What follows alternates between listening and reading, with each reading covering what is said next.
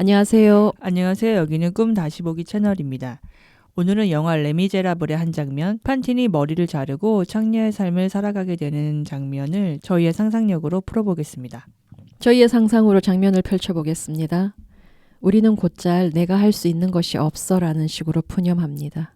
우리를 괴롭히는 생각들 중 하나입니다. 마음과 의지를 냈음에도 항상 역부족인 것 같고 자신 앞에 놓인 길은 자갈투성이 길인 것 같습니다. 짜증과 화가 솟구칩니다. 저 멀리에서는 터널 속 어둠이 나에게 손짓하거나 벽과 마주하는 기분이 됩니다. 좌절은 당연히 누려야 할 권리 같습니다. 그러할 때 황급히 도망쳐가는 곳이 있습니다. 그곳의 지배자는 원망입니다.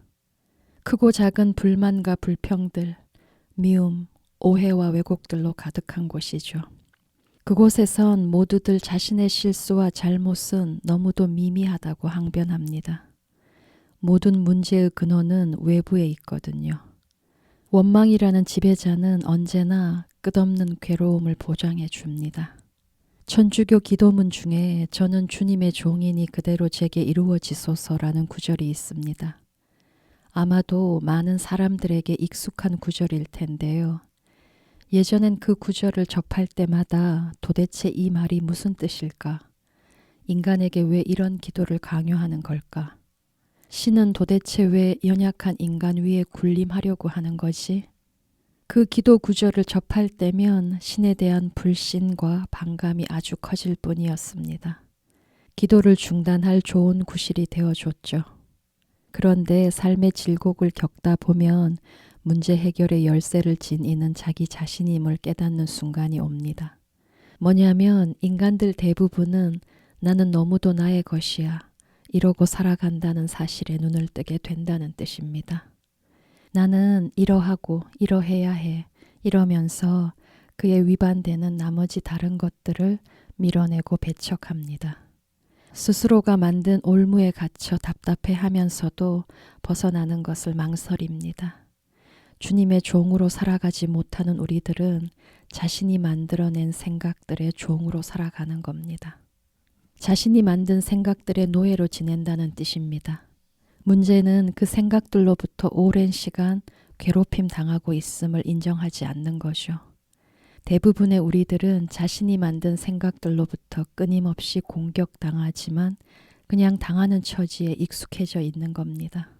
나는 너무도 나의 것이야 라고 할 때 그 의미는 내 생각이 옳고 내 방식이 맞는 거야 라고 우기는 거죠. 그리함으로써 다른 여지를 눌러버립니다. 내면이 전해오는 다른 제안들에는 길을 막는 거죠. 그러니까 온통 나인 것입니다. 때문에 저는 주님의 종입니다는 인간으로서는 거의 불가능한 기도인 것입니다. 우리로 하여금 나로부터 떨어져 보라는 제안인 거니까요. 나를 부여잡고 있음으로써 올라오는 모든 생각들을 포기하는 선언이기 때문입니다.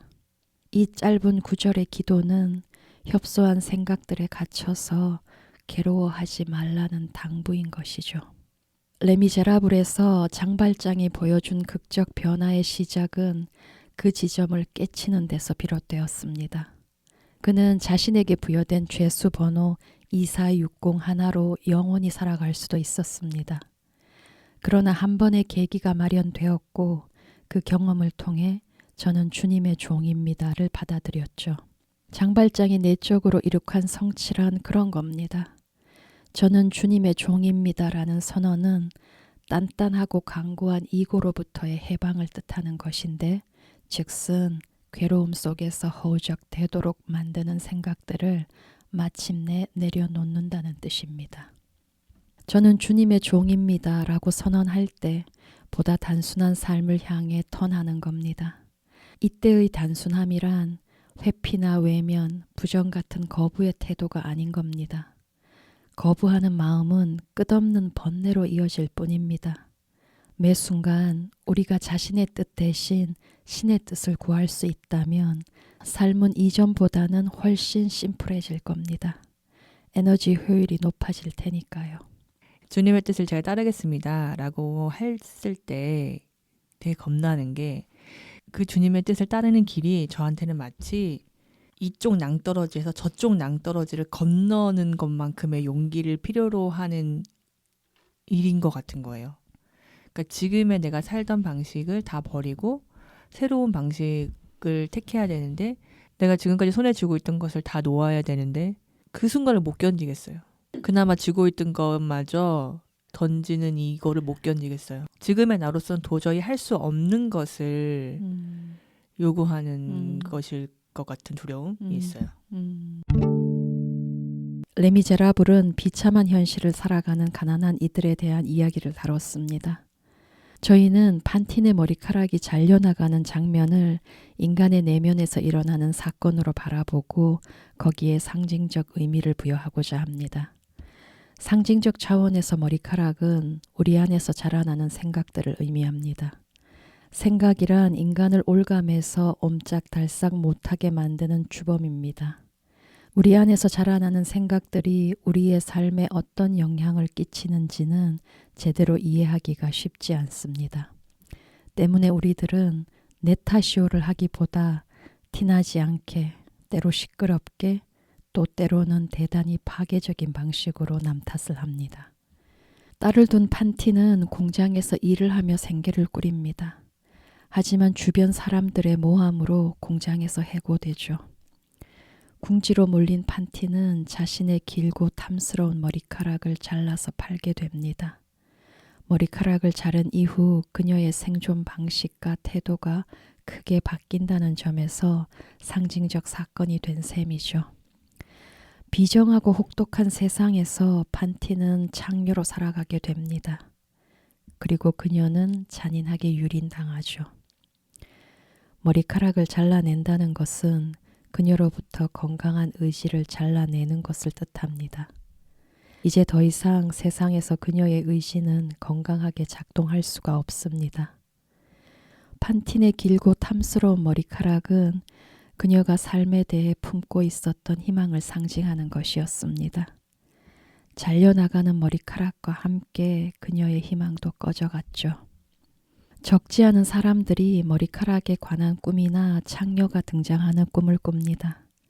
실제 깨어있는 삶에서라면 부조리한 현실과 사회 구조가 갖는 여러 문제점을 논하고 정의나 분배의 형평성, 자비에 대한 고민 등 사회적 차원에서 대안을 제안할 수 있을 겁니다. 그러나 한 개인의 꿈으로 찾아왔다면 개인적인 차원에서 고민해 볼 필요가 있겠죠. 먼저 머리를 자르는 꿈은 꿈꾸니에 대해 무엇을 말해주는 걸까? 기존의 생각이 더 이상 고집되기 어렵다는 점, 혹은 기존의 생각으로부터 노연할 필요가 있음을 강하게 시사하는 꿈입니다. 특히 판틴의 장면, 그녀가 하는 경험들은 상징적으로 아주 중요한 의미를 가집니다. 우리들, 특히 여성들은 판틴이 해온 실수를 반복하기가 아주 쉽습니다. 그렇다면 판틴의 실수란 대체 뭘까? 판틴은 비정하고 냉혹한 현실에 제대로 눈뜨기를 거부하는 것입니다. 삶의 방식과 태도를 전면적으로 수정해야 한다는 운명적 요구가 왔으나 그녀의 입장에서는 세상이 자신에게 지독한 잘못을 하고 있고 자신은 오롯이 피해자인 겁니다. 판틴이 꿈꿨던 세상의 올바른 이치란 그런 모습이 아니었거든요. 판틴은 자신의 그 관점을 내려놓지 않았던 겁니다. 그녀의 건강한 의지는 그 용도로 사용되었어야 하지만 그녀는 끝끝내 거부했습니다. 그 결과 의지 자체가 무소용하게 되었습니다. 비정함과 잔혹함 역시 부정될 수 없는 삶의 속성임을 우리는 반드시 기억해야 합니다.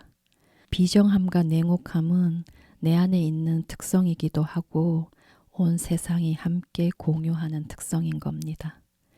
그 점을 받아들일 때만 다른 차원의 희망과 마주할 희망을 품을 수가 있는 거죠. 그렇다면 판틴의 내면을 지배하는 이는 누구일까? 그 이름은 원망입니다. 우리들은 판틴의 모습과 그리 다르지 않습니다.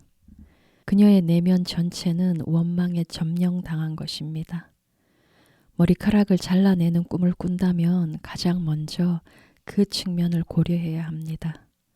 혹시 원망에서 비롯된 생각들의 지배를 받고 있는가 살펴봐야 하는 겁니다. 자각이 쉽지 않거든요. 원망은 아주 비생산적이고 파괴적인 많은 것들을 가능하게 합니다. 원망은 그 자신이 할 수 있는 것들에는 아주 크고 높은 바리케이드를 쳐버립니다. 자신이 처한 상황에서 자신이 할 수 있는 바가 없다라고 믿는다면 그 기저에서 원망이 조종하고 있다는 뜻입니다. 내가 할 수 있는 것이 없어는 그 내막을 자세히 들여다보면 세상이 내게 우호적이지 않아 혹은 아무도 나를 도와주지 않아인 겁니다. 이는 상황의 호전을 전적으로 외부에 의존하는 태도인 겁니다. 즉슨 세상이 자신을 내쳤다는 것이며 그에 대한 원망을 하고 있는 거죠. 창녀에 관한 꿈 역시 마찬가지입니다. 상징적 차원에서 창녀가 무엇을 의미하는지, 그것이 자신의 삶과는 어떤 연관성이 있는지 반드시 알아야 하고 의식으로 통합해내야 합니다. 그런 꿈을 꾼다면 한 측면 꿈꾼이 자신이 가진 완고한 태도를 꼬집기 위해 꿈이 마련한 장치임을 이해할 필요가 있습니다. 꿈에서 창녀로 형상화될 지경에 이르렀다는 것은 꿈꾼이의 고집이 갈등과 긴장을 이야기하고 있음을 강조하는 겁니다. 현실을 살아가자면 어느 정도는 갖추고 있어야 할 태도를 꿈꾼이가 거부하고 있음을 꿈이 강하게 전달한다는 뜻입니다. 일단 창녀 꿈을 꾼다면 사회생활을 해 나감에 있어서 적절한 유연함을 발휘하고 있는지, 자신의 방식을 지나치게 고집하고 있지는 않은지 고민을 요한다는 뜻입니다. 창녀란 한마디로 자신만의 고유한 특성, 개성과 선호를 거의 완전히 내려놓은 이들입니다. 나보다 권력을 가진 상대의 요구에 철저하게 맞춰 가겠다는 태도인 겁니다. 상징적 차원에서 풀면 창녀의 태도란 성공적인 사회생활에 요구되는 중요한 자질 같은 겁니다. 그러니까 창녀의 태도란 깨어있는 삶에서는 사회성으로 번역되어야 하며 누군가에겐 그 사회성이 절실히 요구되고 있는 것입니다. 자신과 딸의 생존을 위해서라면 때로 상대를 이용할 수도 있어야 하는 것이요.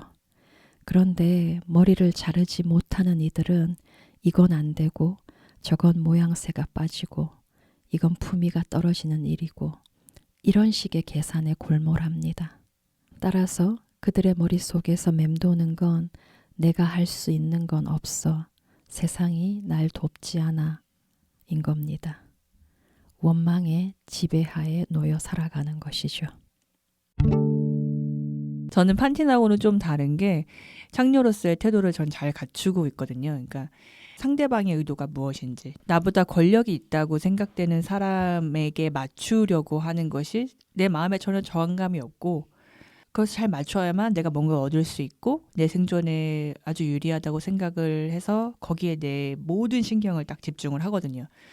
거기에 모든 신경을 집중을 했을 때 내 안에서 내가 뭘 원하고 뭐에 불편함을 느끼고 뭘 하기 싫고 이런 거는 거기에 이제 신경을 쓰지 않는 거예요.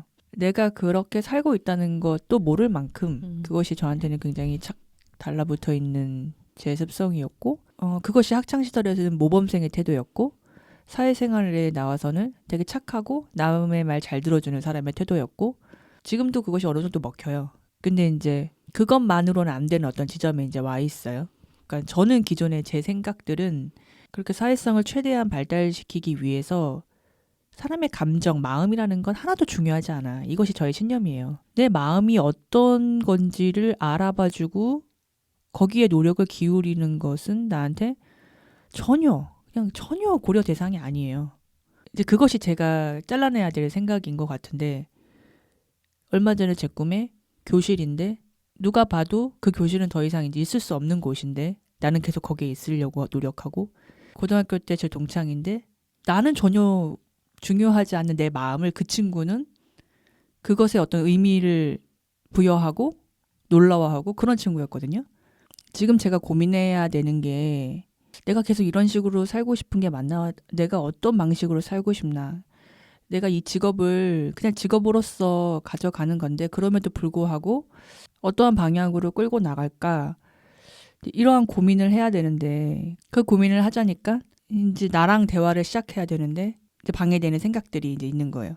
내 생각, 내 마음보다 이 사회의 룰이 있을 것 같고 내가 그걸 빨리 파악해서 따라야 될 것 같고 내가 어리고 내가 여자라서 내가 바보 같아서 지금 막 헤매는 거지 사실은 다른 사람들은 다 알고 있는 어떤 룰이 있을 것 같은 거예요. 그걸 내가 빨리 캐치해서 받아들이는 게 이 사회를 적응하고 내가 문제를 해결하는 방식이지 지금 내가 내 마음을 보고 뭐 내 생각, 내가 원하는 걸 보고 뭐 새로운 길을 찾고 이거는 너무 막 지지부진한 길 같고 기존에 빨리 형성되어 있는 어떤 룰을 빨리 찾아서 받아들이는 게 그게 맞는 길 같고 계속 이제 생각이 이렇게 들어오는 거거든요.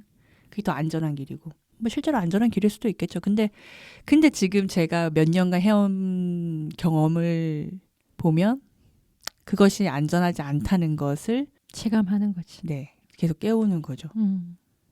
이제 그래서 거기서만 이제 갈등을 하고 있는 거예요. 그러니까 사실은 난 그동안 진짜로 어떤 본질적인 거, 내 마음, 내가 원하는 거는 하나도 사는데 실질적인 이득을 주지 않는다고 철석같이 믿고 살아왔는데 난 최대한 맞추고 따라가고 그러다 보면 나한테 안전한 길이 보장될 거라고 믿었는데 내가 너무 거길 극단으로 가버리니까 오히려 내 그런 생각을 잘라내게 하는 상황들이 이렇게 딱 맞닥뜨리게 되는 것 같아요. 현실에서. 네. 그러니까 그런 지점에서 판틴하고 저는 좀 방향은 다르지만 처한 상황은 좀 비슷한 것 같고 그래서 아까 사실 비참한 현실이라는 말이 딱 와서 박혔는데 나는 그동안 내가 피하고 싶은 어떤 비참함이 있거든요. 근데 오히려 내가 너무 내 마음을 안 봐서 맞닥뜨리게 되는 어떤 비참함들이 있는 것 같아요. 그래서 이제 진짜 좀 다르게 살아야 되는 때가 온 거죠. 그러니까 내 의지를 내야 되는 그런 때인 것 같아요.